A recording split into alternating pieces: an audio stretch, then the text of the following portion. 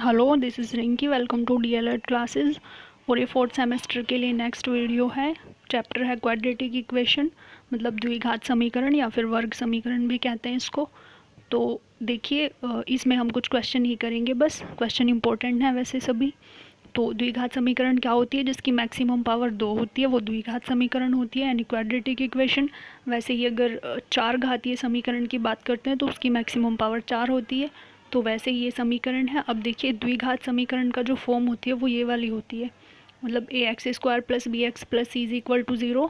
इसमें जो A B C है ये कांस्टेंट वैल्यू है, मतलब इनकी जगह काउंटिंग में जो नंबर होते हैं वो कुछ भी नंबर हो सकता है। और ये जो एक्स स्क्वायर एक्स है ये आपके वेरिएबल हैं, यानी वाई भी हो सकता है, जेड भी हो सकता है, कुछ भी ले लीजिए आप, लेकिन फॉर्म यही होगी उसकी। ठीक है, तो देखिए जैसे ये है आपका x square minus 25 is equal to 0। तो इसको आप ऐसे भी तो लिख सकते हो, ये जो माइनस का 25 है इधर गया तो प्लस में आ गया, तो x square is equal to 25 हो गया। अब इसको सोल्व कैसे करेंगे? देखिए, x square is equal to 25 है, तो इसका जो स्क्वायर है वो इधर रूट बन जाएगा। अब रूट में से आपको पता है, आप फैक्टर करोगे तो 5 5 आएगा, और स्क्वायर रूट में से हमेशा 2 के पेयर में से एक बाहर आता है, तो 5 बाहर आ गया। और हमेशा प्लस माइनस दोनों के बाहर आते हैं। ये प्लस माइनस क्यों लिया है? क्योंकि द्विघात समीकरण है तो इसके दो ही रूट होते हैं, तो एक प्लस का आ गया और एक माइनस का। यहाँ तक क्लियर है? एक और क्वेश्चन देखते हैं। क्वेश्चन है x square minus x minus 6, इसके फैक्टर करने हैं आपको।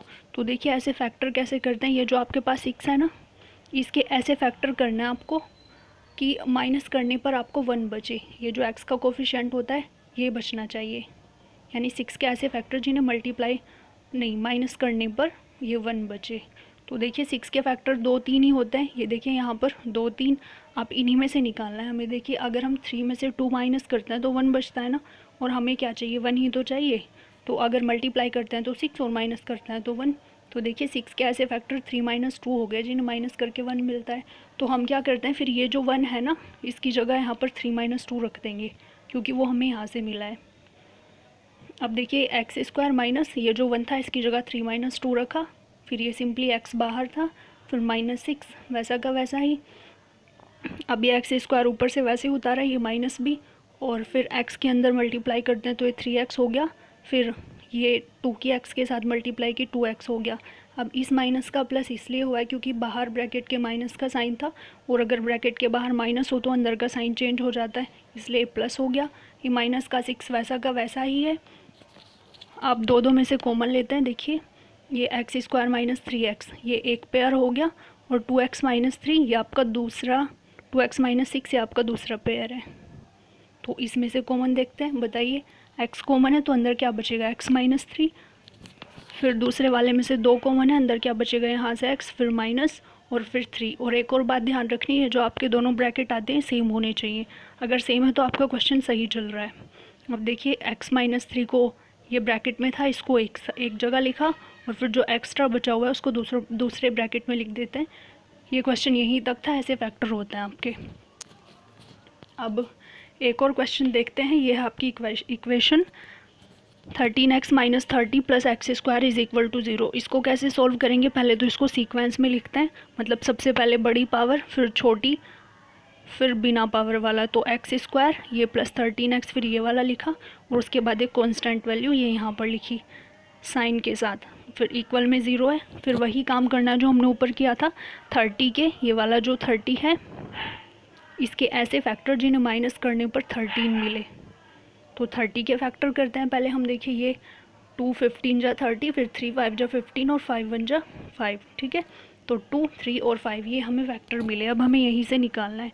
तो देखिए 5 3 जा 15 हो गए, है ना, 2 को अलग रखा, तो हमने 15 माइनस 2 करेंगे तो हमें 13 मिलता है ना, और हमें 13 ही चाहिए, और जब इनकी मल्टीप्लाई करेंगे तो 30 मिलता है ना। तो 30 के तो फैक्टर हो गए, ये 30 के फैक्टर जिन्हें माइनस करके 13 मिले, तो वो हो गए 15 माइनस 2।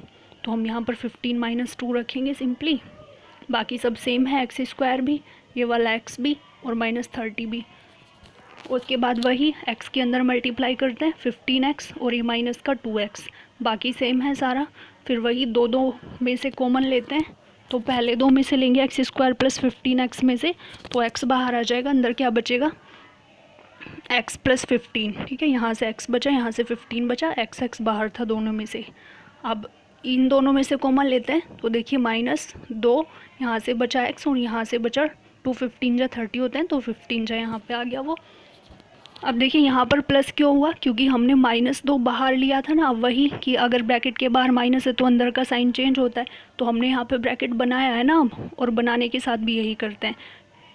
तो -2 बाहर आ गया तो x प्लस 15 हो गया ये।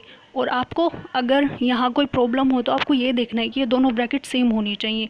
अब इसमें तो कोई प्रॉब्लम नहीं थी, लेकिन यहाँ माइनस प्लस में आके फंस गए आप, तो आपको ये वाला भी इसके जैसा बना देना है, फर्स्ट वाले के जैसा। तो x प्लस 15 आ गया। अब वही x प्लस 15 दोनों है तो एक बार ये लिखे, और जो एक्स्ट्रा बचा हुआ है x माइनस 2 वो दूसरे ब्रैकेट में लिखा, इक्वल में 0। ये तो हो गए आपके फैक्टर। अब देखिए इसमें फैक्टर नहीं पूछा हमसे, मतलब गुणनखंड नहीं पूछे, इसमें पूछा है हल।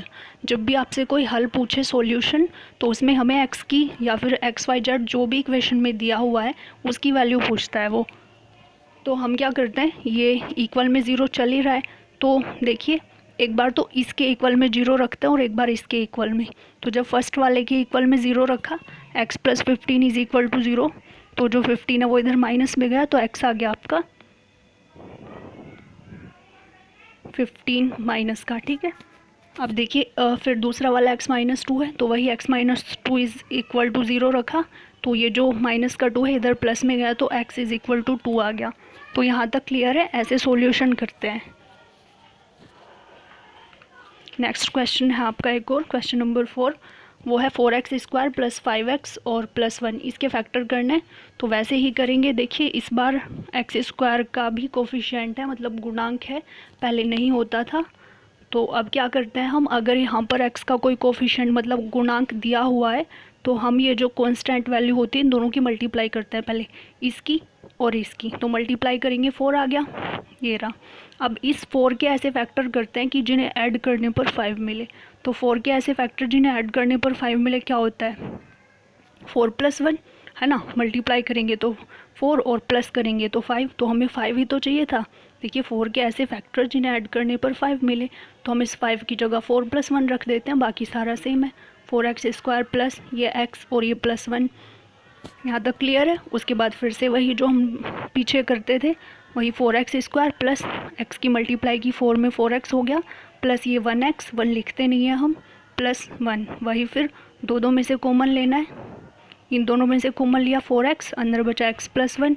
फिर इन दोनों में से कॉमन लिया, कुछ नहीं है तो 1 ले लेते हैं, 1 लिया, अंदर बचा x + 1 सेम। अब वही दोनों ब्रैकेट सेम है तो ये लिखा, और फिर जो एक्स्ट्रा बचा 4x + 1 वो लिखा, ठीक है। या फिर आप इसे ऐसे समझ सकते हैं कि हम इस पूरे में से कॉमन लेते हैं, एक टर्म ये और दूसरा टर्म ये। तो जब इन दोनों में क्या सेम है, ये ब्रैकेट ही तो सेम है दोनों में, तो ये ब्रैकेट ये हो गया। अब एक्स्ट्रा क्या बचा, इधर से 4x बचा और यहाँ से 1 बचा, तो बस ये हो गया इसके फैक्टर, वही पूछा था हमसे। अब एक और क्वेश्चन है, देखिए 5 9/49a² फिर -4b², इसके फैक्टर करना है। तो हम क्या करते हैं, जो 949 है ये परफेक्ट स्क्वायर है, किस किस के है, 9 तो 3 का है और 49 7 का है, ठीक है। और a² दे ही रखा है, तो हम क्या करते हैं 3 7a ऐसे लिख के पूरे का स्क्वायर लगा देते हैं।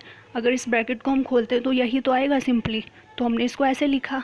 अब 4b² को हम ऐसे 2b² लिख सकते हैं, 4 को 2 का स्क्वायर और b का स्क्वायर है ही, तो हमने ऐसे लिखा। अब हमने एक आइडेंटिटी पढ़ी थी कि अगर 2 नंबर का स्क्वायर हो अलग अलग और बीच में माइनस हो, तो हम उनको एक ब्रैकेट में ऐड कर देते हैं और दूसरे में माइनस कर देते हैं।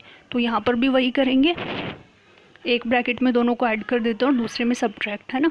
3/7a + 2b, फिर 3/7a - 2b, ये वाले दोनों, ठीक है। यहाँ तक क्लियर है। एक और क्वेश्चन है, इसके भी आपको हल निकालना है, मतलब वही फैक्टर करने के बाद 0 0 रखेंगे दोनों के इक्वल में।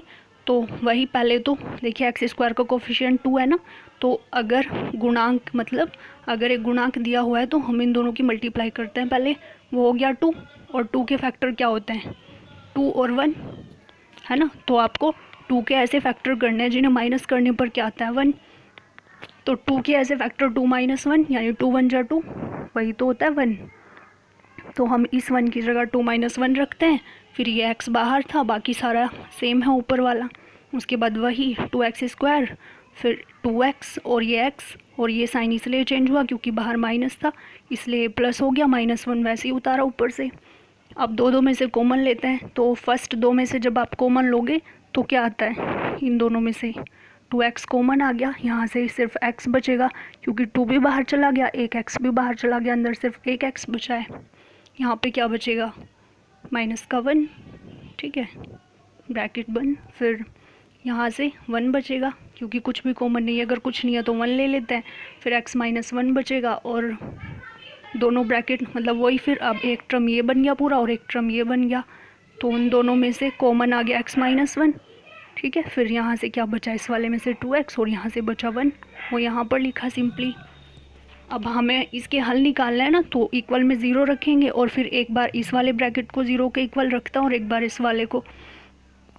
तो जब फर्स्ट वाले को 0 के इक्वल रखेंगे, है ना, x -1 इज इक्वल टू 0, तो ये जो माइनस का 1 इधर प्लस में गया तो x की एक वैल्यू तो आ गई 1, ठीक है। और फिर दूसरे वाले के इक्वल जब 0 रखते हैं तो ये 1 पहले माइनस में गया, फिर जो 2 था वो मल्टीप्लाई में था और फिर इधर डिवाइड में आ गया, तो x की वैल्यू आ गई -1/2। तो आज की वीडियो में यहीं तक, थैंक यू।